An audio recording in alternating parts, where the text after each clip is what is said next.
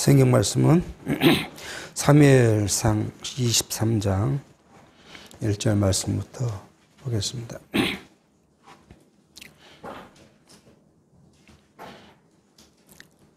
이는 다윗의 마지막 말이라.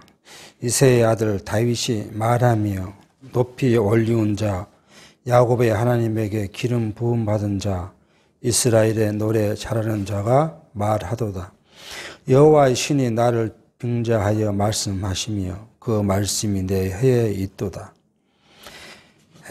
지금 우리는 사무엘 상하를 통하여 하나님께서 언약에 따라 언약대로 다윗 왕궁을 수립하시고 그리고 다윗 왕궁을 보호해 가시는 것을 우리가 살펴왔습니다.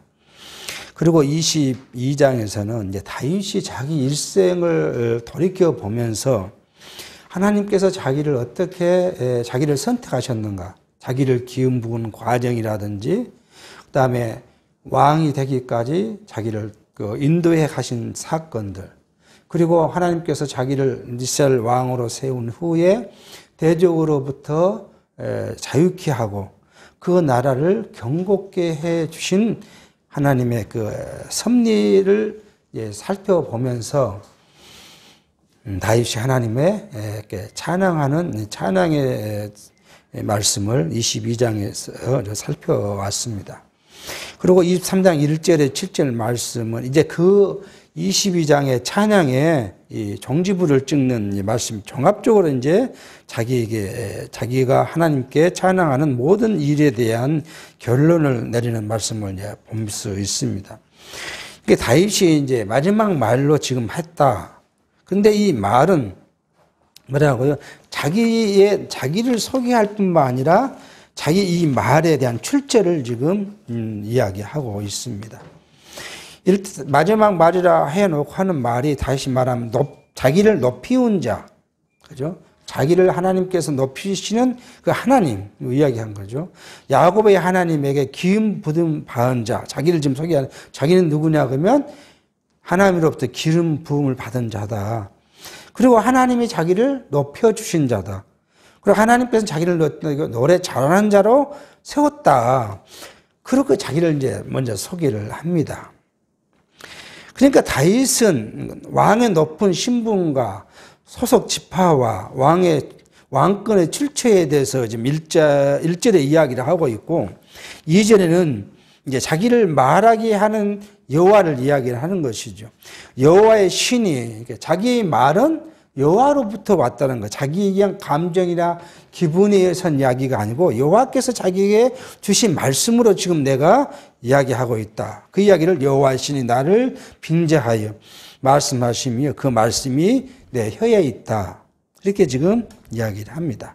그러니까 자기가 하는 말이 자기 말이 아니라 여호와께서 자기에게 주신 말씀을 지금 내가 이야기한다 하라고 지금 그 출처를 밝혀놓고 3절에 이스라엘의 하나님이 말씀하시며 이스라엘의 바위가 내게 이르시기를 사람을 공의로 다스리는 자 하나님을 경외함으로 다스리는 자여 저는 돋는 해 아침 빛 같고 구름 없는 아침 같고 비 후의 광선으로 땅에서 움이 돋는 새 풀 같으니라 하시도다.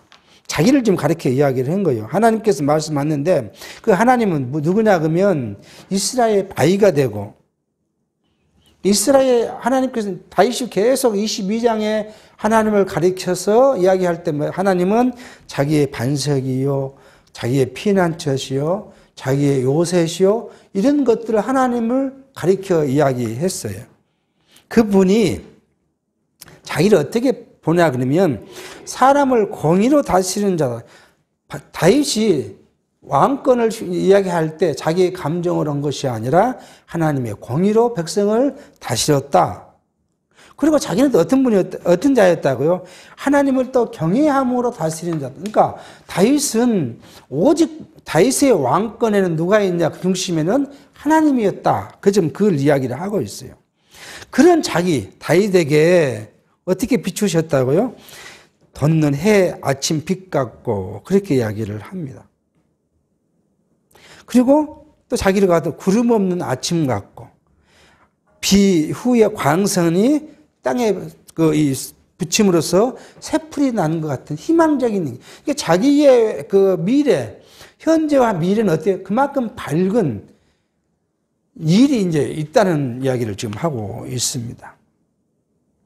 이러한 말씀의 실제는 누구냐 그러면 예수께서 장차 오실, 태양으로 오실 예수 그리스도에 대한 예표와 모형으로서 지금 다윗이 이야기하고 있어요. 그러니까 다윗은 하나님께서 다윗을 통해서 이스라엘 백성을 다스리게 할 때는 하나님의 공의로, 그 다음에 또 어떤 면으로 하나님을 경외하는 자세로서 백성을 다스리게 했던 것처럼 오실 예수께서는 누구예요? 하나님의 공의와 하나님의 공의의 심판으로 오실 것에 대한 모형적 사건으로 지금 보여주고 있습니다. 이런 다윗이 결론을 내립니다. 이제 어떻게 결론을 내리냐 그러면 자기 집이, 그죠? 25절, 내 집이 하나님 앞에 이같이 아니하냐.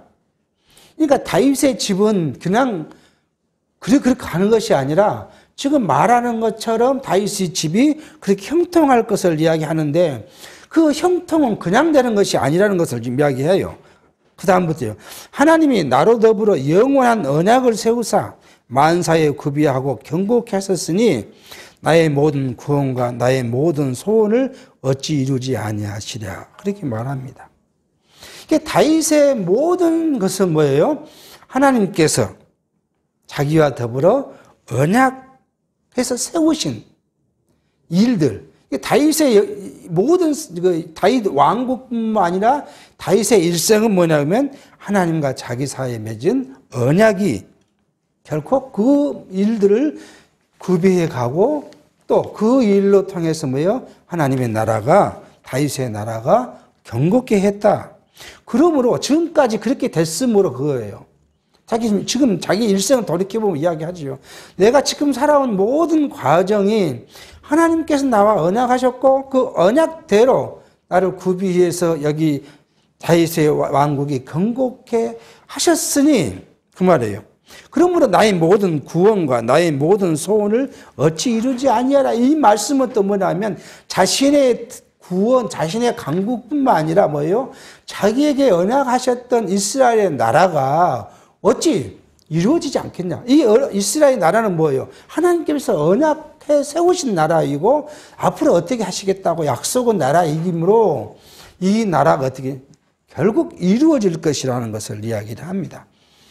이 말은 뭐냐 그러면 다윗은 자기가 왕이 된 것도 하나님의 언약이고 그 언약의 성취로 인함이고 그 다음에 자기 다윗 왕국이 세워져 간 것도 하나님의 언약, 그 언약이 자기에게 실현되어 왔고 앞으로도 어떤데요? 실현되어 갈 것이라는 것을 지금 이야기하고 있는 간단한 5절의 말씀이 그렇게 이야기하고 있음을 볼 수가 있습니다. 그런데 반대로 자기와 반대 이야기를 해요. 6절에 그러나 사악한 자는 다 내어버리는 가시나무 같으니 이는 서로로 잡을 수 없음이로다. 그것들을 만지는 자는 철과 창자루를 가져야 하리니 이것들이 당장에 불사리로다 하니라. 다윗을 보호하시고 다윗 왕국을 경고케 세우시는데 다윗은 하나님이 그렇게 축복해 주셨고 언약대로 하셨지만 사악한 자예요. 이 사악한 자는 뭘 해요? 다윗에 반대되는 그런 사람들에 대해서는 하나님이 버려버린다는 것을 말씀하고 있습니다. 자, 하나님께서는 우리가 다윗의 언약을 우리가 살펴봐야겠죠.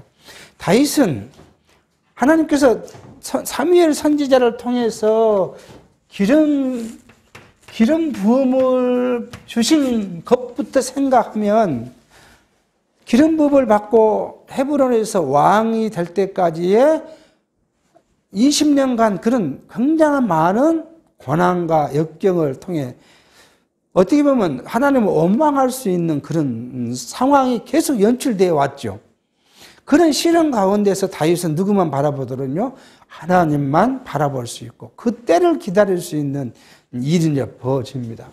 그리고 이제 헤브론에서 왕이 되는 것도 다윗은 자기가 왕이 되고자 한 바가 없어요. 왜냐하면 도망자였기 때문에. 뭐 유다 광야를 도망하는 것도 힘들었지만 다윗은 이제 어디로 갈 곳이 전혀 없으니까 암몬에도 한번 가봤죠. 암몬에 가서 자기 아버지를 부모를 부탁해 놓고 있으니까 선지자가 와서는 말, 너가 왜 여기 암몬에 와 있느냐?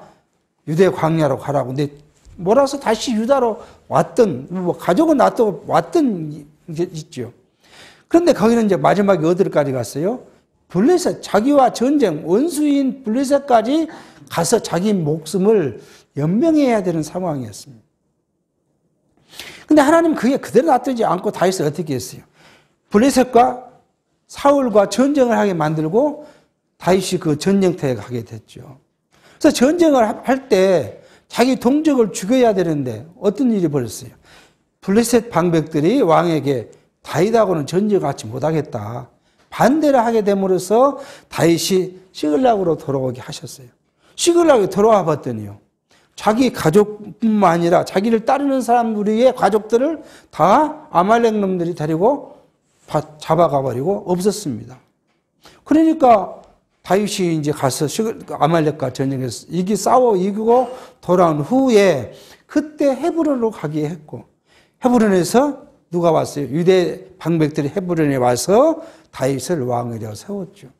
그리고 다윗이 거기에 7년을 이게 이제 7년을 왕으로 있었어요. 그러고 나서는 이제 뭐예요? 예루살렘으로 이제 오게 하는데, 이 헤브론에서 예루살렘에 오게 할 때 이스라엘 각 지파의 방백들이 헤브론에 와서 다윗을 자기들의 왕을 삼으셨죠. 그리고 이제 다윗이 예루살렘을 쳐서 공략해서 싸워서 이기게 하고 그 땅을 빼앗은 후에 다윗이 예루살렘으로 돌아가게 했습니다. 그리고 하나님은 이런 다윗에게 뭘 했어요? 나단 선지자를 통해서 하나님이 약속하죠. 그게 이제 사마 7장 11절에서 16절에 다윗에게 이제 다윗의 왕국에 하나님이 어떻게 섭리하실 것에 대한 것을 약속하죠. 첫 번째는요, 다윗의 이름을 존귀케 할 것이다. 그렇게 이야기를 하고요. 두 번째는요, 다윗의 다윗의 나라가 영원할 것을 지금 약속을 합니다. 다윗은 다윗으로부터 난 자식이 나라를 이어갈 것인데 남에는 주지 않겠다. 다윗의 자식에게 나라를 줄 건데 이 나라는 뭐예요? 영원히 경고케 할 것이다. 그렇게 약속을 해요. 그리고 또 한 가지 약속을 하죠. 너 나라가, 다윗의 나라가, 다윗의 나라, 그리고 다윗의 나라뿐만 아니라 다윗 왕가, 그죠? 왕위니까요. 왕가가 영원할 것이다. 언제까지요? 실로가 오시기까지. 실로가 올 때까지는 영원할 것. 이 실로는 누구에게 약속했어요? 유다에게 약속했어요. 야곱이 유다에게 너 치리자의 지팡이 언제까지요? 실로가 올 때까지 떠나지 않을 것이다. 그 약속, 이 약속대로 다윗의 나라는 하나님께서 이 원수 대적들을 매려서 편안케 할 것이고, 편안케 할 것이죠. 편안케 할 것이고 경고케 할 것이라는 약속대로 다윗이 지금 40년을 치르고 딱 보니까 하나님의 약속이 그대로 성취되었다. 그러므로 앞으로 어떤 거예요? 다윗의 나라와 그 왕가가 영원할 것이다. 왜? 실로 오실 때까지 영원할 것이다. 그것이 어찌 이루지 않을 것이냐? 반면에 내 나라가 이렇게 약속대로 연약대로 되어진다면 어떤 나라가요? 나의 반대자들, 악한 자들은 하나님 보대요 다 버림을 받게 될 것이다 하는 것을 지금 말씀하고 있는 걸 볼 수가 있습니다. 이것이 바로 다윗이 보는 하나님의 섭리예요. 이게 하나님의 섭리. 이걸 다윗은 그대로 인정하면서 고백하고 있는 말씀을 볼 수 있습니다. 우리는 하나님 그러면 하나님 어떤 일을 하실까 하는 생각, 조금 비껴가면 이렇게 생각해 볼 수 있어요. 하나님 어떤 일 하실까? 하나님 지금까 우리에게 어떻게 뭔 일을 하셨을까 하는 것을 지금 우리가 가끔 생각해 보게 합니다. 하나님의 섭리는, 이걸 하나님의 섭리죠. 하나님의 섭리는 두 가지라고 볼 수 있어요. 종합해 보면 두 가지예요. 하나는 뭐죠? 하나님의 창조 사역이고요. 딱 한 가지는요. 하나님께서 모든 것들을 해 나가시는데 그것이 뭐예요? 하나님의 섭리 사역이에요. 이걸 하나님은 완성하셨고 그 다음에 섭리 사역은 언제까지요? 그리스도께서 오실 때까지, 재림이 오실 때까지 지구상에서 우리를 섭리해 가실 것이죠. 이 섭리 사역은 뭘 기초로 해요? 하나님의 작정과 예정과 계획을 이 기초되죠. 이 기초된 대로 하나님은 섭리해 가십니다. 이게 하나님의 이 작정, 예정, 계획이 없이 하나님이 그냥 섭리하신 일은 없어요. 이 기초로만이 하나님께서는 섭리하신다는 걸 보여주죠. 이게 이제 뭐예요? 성경신학의 기초예요. 기초. 이걸 이해하지 못하면 다윗의 일생도 우리가 해석하기 어려울 뿐더러 다윗 이후의 이스라엘의 역사를 해석하기가 어려워요. 우리는 제가 최근에 말씀을 준비하다가 고민하고 지금 결론을 못 내는 부분이 뭐가 있냐면 이 요시야 왕에 대한 것이 결론을 못 내리고 있어요. 2주째 결론을 못 내립니다. 지금 되게 이제 어느 정도 윤곽은 잡아가는데 확고한 결론을 못 내리고 자꾸 자료를 찾고 있어요. 무슨 이야기냐면 요시야는 자기 할머니가 그러니까 할머니가 자기 아버지가 죽고 나니까, 아버지가 죽고 나니까 그 형제들을 자기 할머니가 다 죽여요. 자기 할머니 아달랴인데, 아달랴는 누구냐면 아합 왕의 딸이에요. 왕자들을 다 죽여버렸어요. 그때 누구냐 그러면 자기 고모가 요시야를 유모와 젖먹이는 요시야를 데리고 성전에 가서 숨겨서 7년을 키워요. 근데 누가 키워주냐 그러면 제사장 여호야다가 키워줘요. 고모는 누구냐면 제사장 여호야다의 부인이죠. 그래서 이 여호야다가 사는 동안에 요시야는 우상도 타파하고 성전도 새로 중수하고 온갖 선행을 다 해요. 하나님 보시기에 선하더라는 말을 할 정도로 선행을 해요. 근데 여호야다가 죽고 나니까 유다 방백들의 말을 듣고 우상을 섬기기 시작하는데 누가 스가랴 선지자가 와서 그러면 하나님의 징계를 받는다고 뭐라 해도 화가 나가지고 누구예요? 돌로 스가랴를 쳐 죽여버릴 만큼 악행을 합니다. 이해가 안 되는 거죠. 이해가 안 돼요.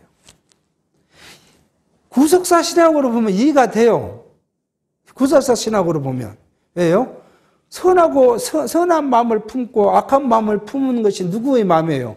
내 마음이라면, 내 자유의지가 있다 하면, 내가 하나님을 섬기다가, 그냥 또 반대로는 여호야다가 살아있는 동안에는 어떻게 했겠어요?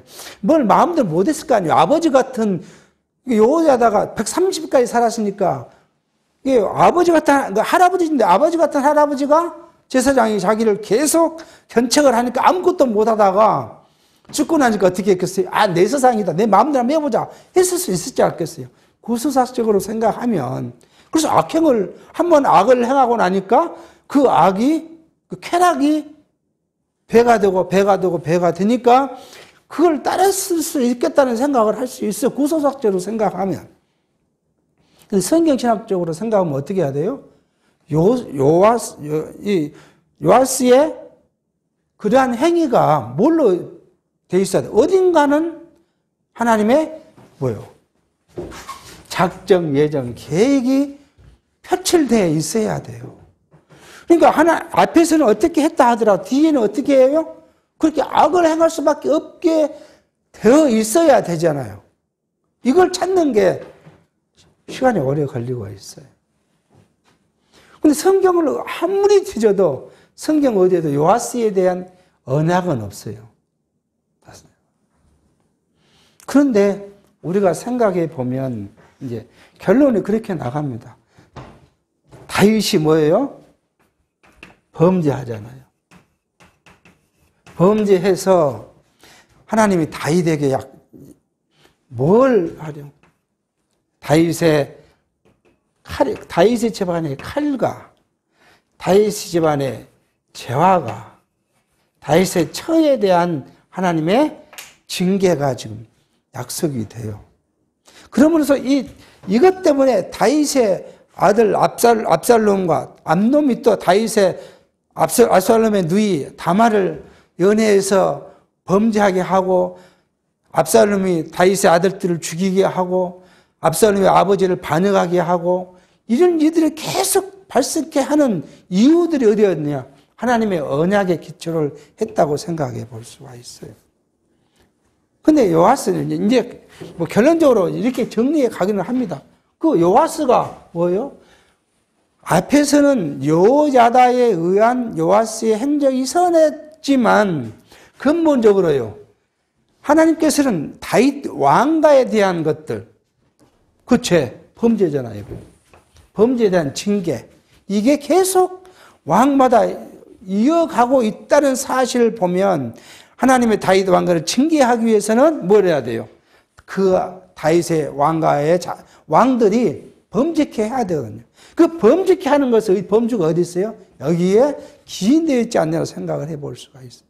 그러므로 요아스가 그냥 그 범죄한 건 인간의 그 주석에서는 다 구속사적으로 설명하게 되어 있어요. 뭐 요아스가 마음을 뭐 이렇게 먹었니 저렇게 먹었니 그렇게 설명하지만 우리는 하나님의 언약에 기초되어 있다는 것을 찾아가야 하는 것을 이제 볼 수가 있습니다. 오늘도 지금 다윗이 그걸 이야기를 하고 있어요. 자, 그렇게 해서 오늘 이 사악한 자에 대한 또 다른 해석은 뭘로 볼 수 있냐 그러면 다윗에게는 다윗을 대적하는 대적들이지만 현대에서는 누구예요? 하나님의 버림받은 자들, 불택자들에 대해서는 하나님이 어떠한 상황이 돼도 그를 버린다는 거예요. 우리가 과거에 생각해 보면 아니 하나님 신학을 공부하고 목사가 되고 뭘 했어도 나중에 결국 어디로 가요? 이단에 빠져서 이단과 더불어 상하로 거기서 죽는 걸 보면 이해될 수 없는 것이죠. 근데 하나님께서 버리겠다고 하신 계획된 자는 어느 상황이 돼도 어떤 환경을 만들어서라도 그를 버리고 떠나가게 하신다는 걸 볼 수가 있어요. 대신 하나님이 택한 자를 어떻게 해요? 어떤 상황에서도 그를 불러서 자기 백성으로 삼는 것을 볼 수. 그러므로 하나님께서 우리를 부르셨다는 것이 얼마나 감사한지 감격한다는 것을 우리가 생각해 볼 수 있습니다. 하나님은 우리를 사랑하시는데 우리를 어디까지요? 자기의 독생자 그리스도의 생명까지 주시면서 사랑했는데 우리는 그 사랑을 어떻게 이해하고 생각해야 하는가 하는 거예요. 다윗이 하나님의 언약의 성취 때문에 하나님을 잊어버리지 않고 살았는데 하나님이 다윗을 가리켜 이야기할 때도요. 이 밧세바의 사건 말고는 자기 마음에 딱 일치한 사람이었다고 이야기해요. 이게 평생 다윗은 밧세바의 사건을 기억하면서 굉장히 신실하게 살려고 노력했던 걸 볼 수가 있죠. 그게 뭐예요? 하나님의 은혜에 대한 감격이에요. 이렇게까지 하나님은 하셨지만 자기 백성을 어디에요? 그대로 자기는 범죄했지만 자기 나라와 자기의 후대 왕위는 계속해 가시라는 것을 약속을 자기가 생각해 보면 그 하나님의 은혜에 감격했고 그 감격이 하나님을 사랑하게 했던 것을 우리가 찾아볼 수 있겠습니다. 이렇게 22장에 하나님을 찬양한 것에 대한 종교를 하고 23장 8절부터는 이제 다윗 왕국에 대한 교훈의 말씀을 하는 걸 볼 수가 있습니다. 다윗 왕국을 이제 교훈하는데 첫 번째로 23장 8절로 39절. 23장 8절로 39절의 말씀은 우리 성경 개론 집에는 이렇게 돼 승리를 통한 교훈으로 제목이 승리를 통한 교훈 그렇게 이제 접혀져 있는데 우리는 조금 이제 생각을 해봤어요. 이걸 지금 현재 다윗이 왕위를 이렇게 갈 때 계속 전쟁을 하거나 그런 부분으로서 다윗에게 하나님의 언약 성취를 약속한 일이라면 그런 일이라면 승리를 통한 교훈한 제목도 괜찮겠다는 생각을 하지만 지금 여기는 뭐냐 그러면 다윗의 일생을 쭉 살아왔고 여기서 지금 과거를 회상하면서 이야기를 하고 있는 거예요. 우리는 이 말씀을 왜 우리에게 주셨을까라는 것을 생각해 보면 다윗의 승리를 통한 다윗에게 교훈한 것이 아니라 오늘 우리에게는 뭐냐면 하나님께서 다윗에게 이렇게 다윗을 약속했고 범죄함에도 불구하고 다윗의 나라를 언약한 대로 성취해 왔다라는 것을 기억해 보면 이 말씀이 뭘로 저는 생각의 제목을 해나면 하나님께서는 다윗의 나라를 경고케 했다 이거예요. 이 경고케 뭐냐면 다윗의 군장이 몇 명이고 다윗의 용사가 30인이고 계속 그 일들을 우리에게 소개하고 있는 걸 보면 다윗의 나라를 경고케 하셨다. 그것이 뭐냐면 언약대로 성취하신 하나님이라는 것을 우리에게 확증해 주는 사건이 아닌가 하는 것을 볼 수 있어요. 그러니까 다윗이 이 이야기를 하고 있는 것은 하나님은 나에게 언약하신 대로 성취하신 분이다. 그러므로 그분을 우리는요, 다윗이 나도 하나님을 믿고 경외하지만 내 후대도 마치 나에게 약속하신 대로 성취하신 것처럼 성취할 것이므로 그분을 경외하고 섬겨야 한다는 것을 우리에게 교훈해 주고 있는 말씀이 아닌가 하는 생각. 그래서 다윗의 승리를 통한 교훈보다는 다윗의 나라를 경고케 한 사실을 통해서 우리에게 하나님의 언약의 성취를 확증해 주고 있다라고 제목을 이렇게 붙여보는 것이 더 합리적이지 않을까 하는 생각을 해봤습니다. 8절에 이렇게 말합니다. 먼저 다윗의 용사들의 이름이 이러하니라. 다그몬 사람 요셉 바세베스로도 하고 에센 사람 아디노라고도 하는 자는 군장의 두목이라. 저가 한때에 800인을 쳐 죽였더라. 그 다음은 아우아 사람 도대의 아들 에르아살이니 다윗과 함께한 세 용사 중에 하나이니라. 브렛 사람이 싸우려고 모임에 이스라엘 사람들이 물러간지라. 세 용사가 싸움을 도두고 저가 나가서 손이 피곤하여 칼에 붓기까지 블레셋 사람을 치니라. 그날에 여호와께서 크게 이기게 하셨으므로 백성들은 돌아와서 저의 뒤를 따라가며 노력할 뿐이었더라. 그 다음에 하랄 사람 아게의 아들 삼마라. 블레셋 사람이 때를 지어 녹두나무가 가득한 밭에 모임에 백성들은 블레셋 사람 앞에서 도망하되 저는 그 밭 가운데서 서서 막아 블레셋 사람을 친지라 여호와께서 그 큰 구원을 이루시니라. 다윗에게는 먼저 가장 우두머리격인 그렇죠? 이제 다윗의 군장들이 이렇게 이제 피라미식으로 이렇게 있으면 제일 우두머리에 있는 3인을 지금 소개하고 있습니다.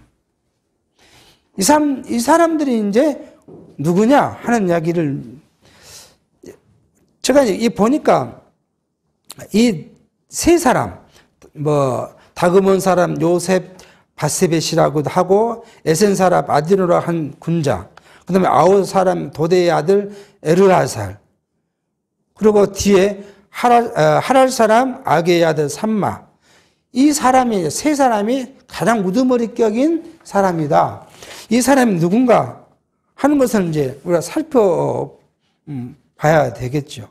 근데 사실 성경은 지금 제가 이걸 이 주석을 찾고 사람들에 대한 소개를 쭉 소팅을 해 봤는데 해서 이제 만들어 봤어요. 근데 성경이 말하고 있는 사람은 이 세 사람이 각각 누구냐? 그 사람의 공적이 뭐냐? 하는 것을 말씀하려고 하지 않은 것 같다는 생각이 들어요. 준비를 딱 그렇게 해놓고 이제 마지막 이게 검토를 해보면, 성경이 말하고자 하는 것은 이거잖아요. 하나님께서 다윗의 나라를 건국케 했는데 제일 우두머리는 이 세 사람인데 이 사람의 그 싸움 능력은 한 사람이 어떻게 했다고요? 하루에 600명을 죽이고 어떤 사람은 칼로 사람을 죽였는데 얼마나 많은 사람을 죽이기 힘들었으면 칼이 손에 붙을 만큼 사람을 많이 죽였고 어떤 사람은 갔더니 막대기로 사람을 쳐 죽이고 그런 이만큼 용사가 지금 세 사람이 있었다. 그렇게 이제 보는 것이죠. 그래서 이제 오늘은 그냥 이 준비는 다 했지만 이 사람들의 개인별 신상은 깊이 안 들어가는 것이 더 낫겠다는 생각을 했어요. 물론 본문에 다급한 사람 요셉 밧세바는 이게 사람 이름으로 보지는 않습니다. 지명에 가까운 것이라고 볼 수가 있습니다. 이게 히브리 원문에는 요셉 밧세베트 타헤케몬이라고 하는데 그것은 거처에서 거주하고 있는 영리한 사람 그런 말이에요. 그러니까 이 사람은 어디에 거주하고 있는 사람이냐 그렇게 이제 소개를 한 것 같고요. 이 사람의 그 소개는 역대기상 11장 11절에 똑같이 소개되어 있어요. 그 어떻게 하면 다윗에게 있는 용사의 소유가 이러하니라 학몬 사람의 아들 아소부함은 30인의 두목이라 저가 창을 들어 한때에 300인을 죽였고 그러니까 이 사람의 이름은 야소부함이에요. 야소부함인데 어디에 산 사람요? 다그몬에 사는 어떤 사람 이렇게 지금 사무엘에서는 이야기를 하고 있고요. 에르아살은 이게 아오 족속의 후산인데 이 사람은 베냐민 지파에 속해 있는 사람이에요. 에르아살은 아소부함과 산바 더불어서 이제 이 군장인데 이때 다윗이 어떤 일을 하냐 그러면 다윗의 군대의 일반, 다윗의 그 친위군, 그죠? 친위군대. 친위군이 24,000명이에요. 24,000명을 12반으로 나눠요. 그러니까 한 반이 1,200명씩이에요. 1,200명에 그래서 12반은 뭐냐면 12달이에요. 한 달에 한 반씩 와서 다윗을 지키고 지키는 일을 하게 해요. 그 중에 한 반의 대장들입니다. 이 사람들이. 그러니까 이 어떤 주석학자는 24,000이 7군이라고 이야기를 하는가 하면 한 반의 군인을 24,000으로 해석하는 주석학자도 있어요. 그러면 12반이면 28만이 군대가 다윗의 친위군이란 거잖아요. 무지 많은 군대죠. 그래서 이건 조금 이렇게는 잘 받아들이지 않고 24,000명을 12반으로 나눠서 한 반이 1,200명, 1,200이라 하더라도 지금 우리 같으면 대통령의 그 경호원이 1,200명이라는 거 아니에요. 따라다니는 1,200명이라 작은 수는 아니죠. 그러니까 이게. 그렇게 다윗이 지금 큰 군대를 갖고 있었다 하는 것을 이야기하고 있습니다. 이는 여호와께서 큰 구원을 이루어 주신 것을 지금 이야기하고 있는 것이고요. 이와 같은 섭리는 여호와께서 다윗의 새 영서로 하여금 대적을 쳐서 크게 승리토록 하셔서 그 나라를 경고케 해주신 것에 대한 일을 우리에게 지금 말씀해 주고 있다. 그리고 다윗 왕궁을 여호와의 언약대로 다윗 왕궁을 보호하고 경고케 해주신 사건을 우리에게 지금 한 병사를 통해서 지금 말씀해 주고 있다는 걸 볼 수 있겠습니다. 그 밑에 이제 3인 밑에 13절입니다. 또 30이 두목 중 세 사람이 곡식 벨 때의 아둘람 굴에 이르러 다윗에게 나아갔는데 때에 블레셋 사람의 때가 르바임 골짜기에 진쳤더라. 그때에 다윗은 산성에 있고 블레셋 사람의 영체는 베들레헴에 있는지라. 다윗이 사모하여 가로되 베들레헴 성문 곁 우물 물을 누가 내게로 마시게 할꼬 하며 새 용사가 블레셋 사람의 군대를 충돌하고 지나가서 베들레헴 성문 곁 우물물을 길러가지고 다윗에게 왔으나 다윗이 마시기를 기뻐하지 아니하고 그 물을 여호와께 부어드리며 가로되 여호와여 내가 결단코 이런 일을 하지 아니하리이다. 이는 생명을 다뤄보지 아니하고 갔던 사람들의 피이다 하고 마시기를 즐거 아니하니라. 새 용사가 이런 일을 행하였더라. 요 밑에 요 밑에 지금 또 3일을 이야기합니다. 근데 이 3일을 들지 못한다. 그래서 37일을 이야기해요. 자, 다음, 그 밑에 있는 일을 좀 이야기합니다. 자, 이 사람의 이름은 뭐냐, 세 사람의 이름은 야소밤과 에르아사가 삼마의 세 사람이 아닌 다른 사람들을 이제 이야기하고 있는데 이들은 누구냐 그러면 수르의 아들 요압의 아우 아비새와 또 갑스엘 용사의 손자 요야다의 아들 분하야와 익명 다른 사람을 이야기합니다. 이 세 사람이 이제 그 아래의 군장이다 하는 것을 이야기하죠. 이 이야기 지금 아두람 이 물을 마시기 위한 이 이야기는 그 한참 다윗의 지금 다윗의 왕 치하에 보면은 한 10년 그때쯤 된 아주 오래된 이야기를 지금 여기서 이야기를 하고 있습니다. 다윗이 이제 어디로 갔어요? 예루살렘으로 돌아간 뒤의 이야기죠. 들어간 뒤에 블레셋이 다윗이 왕이 됐다는 말을 듣고 다윗을 치러 올라왔다. 그런데 이 나라를 보면 여기 이제 예루살렘이 여기 있으면 압둘람 구름 여기가 있고요. 베들레헴은 여기가 있고 그 다음에 여기 말한 르바임 골짜기는 이쯤에가 있습니다. 다윗 왕의 산성에 나와 있었고 이 압달람 군에서 다윗에게 나올 때, 그 세 사람이 나올 때 이야기하죠. 그 블레셋이 이 르바임 골짜기에 진을 쳤는데 이 사람들 영체는 베들레헴에 있었다.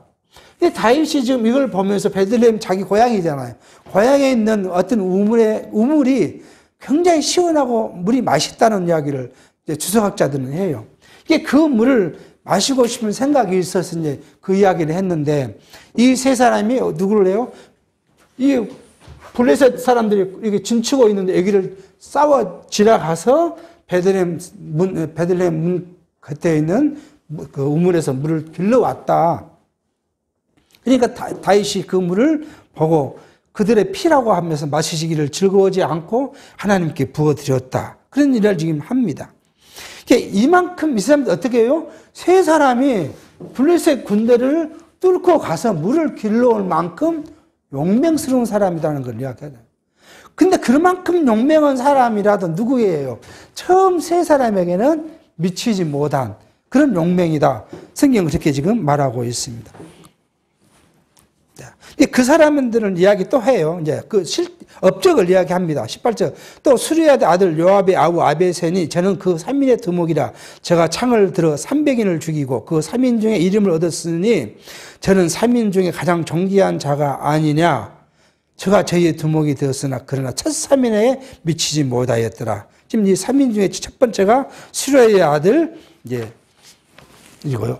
20절입니다. 또 갑스엘 용사의 손자 여호야다의 아들 분하야니 저는 효용한 일을 행하는 자라. 일찍이 모압 아리엘의 아들을 둘을 죽였고 또 눈 올 때에 함정에 내려가서 한 사자를 죽였으며 또 장대한 애굽 사람을 죽였는데 그의 손에 창이 있어도 제가 막대기를 가지고 내려가서 그 애굽 사람의 손에서 창을 빼앗아 그 창으로 죽였더라. 여호야다의 아들 분하야가 이런 일을 행하였으므로 세 용사 중에 이름을 얻었고 30인보다 존귀하나 그러나 첫 3인에 미치지 못하였더라. 다윗이 저를 세워 시위대 장관을 삼았다. 갑살의 아들 여호야다의 분하야를 이야기한 거죠. 두 번째 사람이고요. 현혹한 일이란 건 뭐냐 그러면 아리엘이라는 그 신사자가, 신이라는 사자의 그 의미를 갖고 있는데 이들을 죽인 이야기를 해요. 그러니까 지금도 이 아리엘이라는 그 사람들이 용맹스러운 사람으로 지금 이야기해서 아랍인들은 용맹한 군인을 빗대서 이야기할 때 아리엘이라는 그 이름을 붙인다고 합니다. 그러니까 그만큼 용맹한 사람을 가서 죽였고, 애굽에서 온 사람들을 죽이는데 자기 창이 있음에도 불구하고 창을 안 가져가고 막대기를 들고 내서 애굽 사람들을 쳐서 죽이고, 애굽 그 군대의 창을 빼앗아서 애굽인들을 죽인 만큼 용맹했다. 그러지만 이 사람도 첫 3일에는 들지 못했다. 그렇게 지금 이야기를 합니다. 자, 그리고 24절, 29절은 계속 30인을 이야기해요. 자, 요압의 아우 아사엘은 30인 중에 하나요. 또 베들레헴의 도도의 아들 에라난과 하롯 사람 사묵과 하롯 사람 엘리가와 발디 사람 헤레스와 두고와 사람 이게스의 아들 이라와 아나돗 사람 아비엘셀과 호사 사람 무분네와 아오와 사람 살몬과 느보바 사람 마할레와 느도바 사람 바하나의 아들 헬렙과 베냐민 자손에 속한 기브아 사람 니베의 아들 이때와 비라돈 사람 분하야와 가하스 시내가에 사는 히때와 아르바 사람 아비알본과 바르함 사람 아스마웃과 사알본 사람 엘리아바와 야센의 아들 요나단과 하랄 사람 삼마와 아랄 사람 사랄의 아들 아이엘과 쭉 제서에서 지금 해서 햇사람 우리아라 햇사람 우리아는 이미 솔로몬 그 어미 바세바의 아내였으니까 지금 이 사람들이 처음부터 나온 이야기를 쭉 하고 있는데 이상 도합 37인이었더라. 그렇게 해서 지금 첫 번째 3인과 두 번째 3인과 그 다음에 30인들을 31인을 지금 이야기해서 37명의 용사가 있었다. 이렇게 지금 말씀하고 있습니다. 그러니까 제가 처음 서두에 말씀했듯이 이렇게 말씀한 그 군장들, 용사들을 이야기한 것은 다윗의 승리를 통해서 다윗이 뭐 했다는 것을 나타내기보다는 다윗 왕국이 그만큼 견고하게 세워졌다. 그 견고하게 세워진 것에 대해서는 그만큼 훌륭한 인재들을 많이 다윗이 데리고 있었다는 것을 우리에게 보여주고 있지 않는가. 그래서 이 23장 8절에 39절의 말씀은 결국 하나님께서 다윗 자기에게 약속하신 언약대로 그 나라를 성취해 주셨다 하는 것을 우리에게 보여주신 말씀이라고 생각해 볼 수가 있습니다. 그러므로 우리는 여기에서 우리가 생각해 볼 수 있는 건 뭐예요? 다윗의 나라를 하나님의 언약대로 성취했던 것처럼 창세전 하나님께서 우리를 선택하시고 예정하셨고 계획하셨던 것이 뭐예요? 하나님의 창조와 그 다음에 우리의 인간의 만사 만인들을 섭리하셨던 것들에 대한 언약이 오늘 우리에게도 성취될 것이라는 것이죠. 하나님 그 성취가 뭐예요? 오늘 우리에게 주신 영원한 하나님의 나라가 우리에게 오실 것이고 그리스도께서 우리를 데리러 오시겠다고 약속하신 재림이 성취될 것이라는 거예요. 많은 교회가 이렇게 이야기합니다. 하나님의 성취, 하나님 나라의 성취는, 약속 성취는 뭘로 이루어질 것으로요? 육체로 이루어질 것을 이야기를 해요.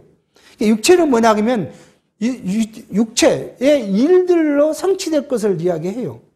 그래서 어떤 말이에요? 하나님께 기도하면 뭐라고요? 육체가 건강해질 것이고 하나님께 기도하면 나라가 부강해질 것이고 내 집이 잘 될 것이고 이런 것으로 해석하려고 부단히 노력을 합니다. 왜요? 그것이 눈에 보이는 것이고 많은 대중이 그걸 좋아해요.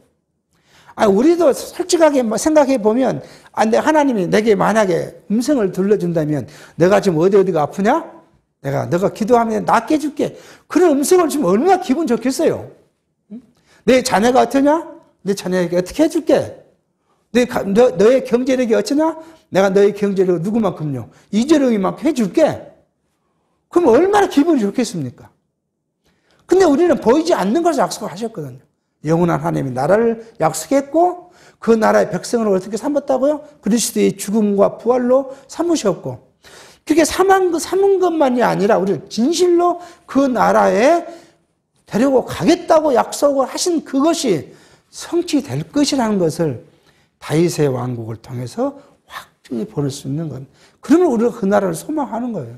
그 나라를 소망하며 살아가는 것이고, 내가 지금 공고함이 있고 내가 고통 가운데 있고 형통치 못한다 할지라도 그 나라가 나에게 약속되어 있으므로 그 나라를 바라보며 지금의 어려움을 참고 견디는 거예요. 그래서 성도에게는 그것이 가장 큰 미덕이에요. 참고 견디는 거. 그 나라를 바라보면서.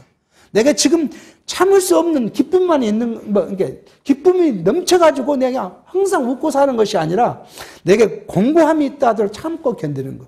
이것이 우리에게는 가장 아름다운 미덕이에요.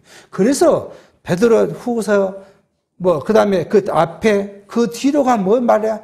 너희가 무엇을 받으라요? 그리스도의 자녀라면, 하나님의 자녀라면 고난에 참여한 것을 기쁨으로 여겨라. 그렇게 말씀하는 거예요. 우리에게는 고난이 많지 형통이 많지는 않아요. 우리가 60을 살고 70을 살고 이제 80을 살아갈 것인데 과거를 돌아보면 우리에게는 뭐가 많아요? 형통한 일보다 공고한 일이 더 많아요. 우리가 형통한 일은 뭐예요? 육체의 것이잖아요. 우리가 눈에 보이는 거 육체의 거예요. 근데 그 잠깐이었고 그 기쁨도 잠깐이었어요. 그런데 그 잠깐보다는 우리에게 오는 여러 가지 시련과 육체적 시련도 있을 뿐만 아니라 믿음을 지키기 위해서 내가 부단한 고민을 하고 걱정을 해야 되고 수고를 해야 될 시련이 더 많았다는 거예요. 그 시련을 참고 견디는 그 인내가 무엇 때문에요? 영원한 소망 때문에 가능하다는 것을 신약에서는 우리에게 약속을 합니다. 오늘 바로 다윗의 나라가 이렇게 견고하고 다윗의 이름이 존귀해졌고 다윗이가 영원한, 우리는 이미 역사를 알고 있기 때문에 다윗의 나라가 영원한 것이고 다윗의 명성이 영원한 것이고 다윗의 위가 영원한 것은 우리가 알고 있죠, 이미. 그러므로 우리가 우리에게 약속하신 그리스도의 약속이 분명히 이루어질 것이라는 소망을 갖고 현재의 시련을, 현재의 공고를 견디며 인내하는 것이 아름다운 것이라고 우리에게 성경은 말씀해 주고 있습니다. 이것을 우리가 간직하는 것이 바로 구약을 공부하는 이유라고 말씀드릴 수 있겠습니다. 기도하겠습니다. 하나님 아버지, 오늘도 하나님께서는 다윗을 선택하시고 부르셔서 왕을 세우셨고, 그리고 다윗에게 하나님께서는 약속하셨는데 세 가지의 약속을 다윗의 일생 동안뿐만 아니라 다윗의 그 나라가 실로 오실 때까지 영원히 성취되었던 사실을 우리는 역사를 통해서 확인하고 있습니다.